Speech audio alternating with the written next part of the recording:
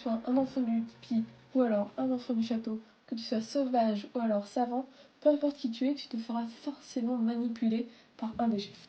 Aujourd'hui, je vais te parler de Néo.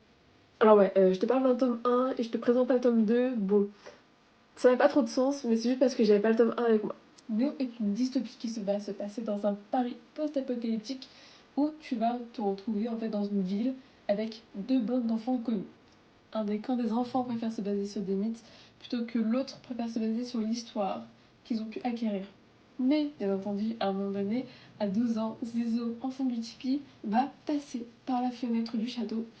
Et à partir de ce moment-là, ça va être le chaos. Clairement, ça va être totalement le chaos. On va apprendre davantage entre les deux camps, mais pas que. Étant donné qu'on va suivre le château, le tipi, mais aussi un petit peu en extérieur, étant donné qu'il y a une menace qui pèse sur tout le monde. Mais alors, est-ce qu'une cohabitation est possible entre les deux gangs?